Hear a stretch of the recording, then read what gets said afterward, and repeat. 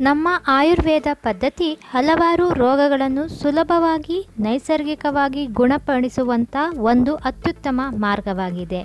ನಮ್ಮ ಹಿರಿಯರು ಪುರಾತನ ಕಾಲದಿಂದಲೂ ಬಳಸಿಕೊಂಡು ಆರೋಗ್ಯವನ್ನು ಕಾಪಾಡಿಕೊಂಡು ಬಂದಂತಹ ಈ ಪದ್ಧತಿ ಇಂದಿಗೂ ಸಹ ತನ್ನ ಜನಪ್ರಿಯತೆಯನ್ನು ಪ್ರಪಂಚದುದ್ದಕ್ಕೂ ವಿಸ್ತರಿಸುತ್ತಿದೆ.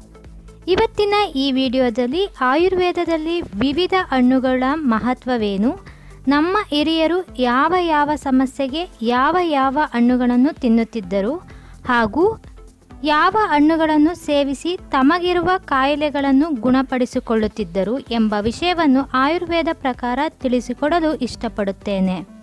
ನಮ್ಮ ಮಾಹಿತಿ ಸರಿ ಅನಿಸಿದರೆ, ಇಷ್ಟವಾದರೆ ಈ ವಿಡಿಯೋ ಕೆಳಗಿರುವ ಲೈಕ್ ಬಟನ್ ಒತ್ತಿ ನಂತರ ನಿಮ್ಮ ಸ್ನೇಹಿತರಿಗೂ ಶೇರ್ ಮಾಡುವ ಮೂಲಕ ನಮ್ಮನ್ನು ಸಪೋರ್ಟ್ ಮಾಡಬೇಕಾಗಿ ವಿನಂತಿ.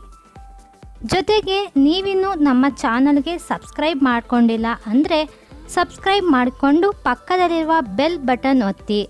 ಇದರಿಂದ ನಮ್ಮ ವಿಡಿಯೋಗಳು ಉಚಿತವಾಗಿ ನಿಮಗೆ ನೋಟಿಫಿಕೇಷನ್ ಮೂಲಕ ದೊರೆಯುತ್ತವೆ.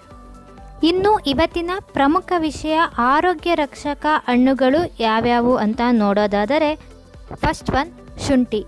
ನಮ್ಮ ಪುರಾತನ ಕಾಲದಿಂದಲೂ ಆಯುರ್ವೇದ ಔಷಧಿಗಳಲ್ಲಿ ಶುಂಠಿಯನ್ನು ಯಥೇಚ್ಛವಾಗಿ ಬಳಸುತ್ತಾರೆ.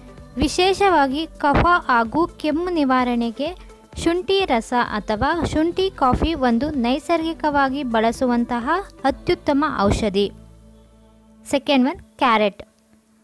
ಉತ್ತಮ ತರಕಾರಿಗಳಲ್ಲಿ ಒಂದಾದ ಕ್ಯಾರೆಟ್ ಕಣ್ಣಿಗೆ ಸಂಬಂಧಪಟ್ಟ ದೋಷಗಳನ್ನು ನಿವಾರಿಸಬಲ್ಲದು.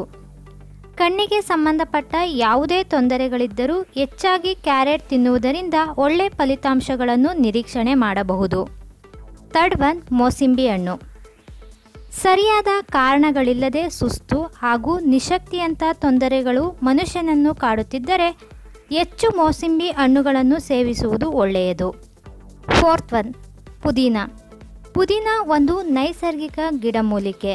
ಬಾಯಿ ವಾಸನೆ, ದುರ್ವಾಸನೆಗಳ ನಿವಾರಣೆಗೆ ಪುದೀನ ಎಲೆಗಳು ಬಹಳ ಪರಿಣಾಮಕಾರಿ ಎಂದು ಆಯುರ್ವೇದ ಹೇಳುತ್ತದೆ. ಫಿಫ್ತ್ ಒನ್ ಪರಂಗಿ ಹಣ್ಣು. ರಾತ್ರಿ ಕುರುಡು ಅಥವಾ ಇರುಳು ಕುರುಡುತನ ಇರುವವರು ಪರಂಗಿ ಹಣ್ಣನ್ನು ಸೇವಿಸುವುದರ ಮೂಲಕ ಪರಿಹಾರ ಮಾಡಿಕೊಳ್ಳಬಹುದು ಎನ್ನುತ್ತದೆ ನಮ್ಮ ಆಯುರ್ವೇದ. ಸಿಕ್ಸ್ತ್ ಒನ್ ಕರ್ಬೂಜದ ಹಣ್ಣು. ಕಿಡ್ನಿ ಸ್ಟೋನ್ ಅಥವಾ ಮೂತ್ರದ ಕಲ್ಲು ನಿವಾರಣೆಗೆ ಕರ್ಬೂಜದ ಹಣ್ಣು ಬಹಳ ಸಹಾಯಕಾರಿ. ಸೆವೆಂತ್ ಒನ್ ಬಾಳೆಹಣ್ಣು.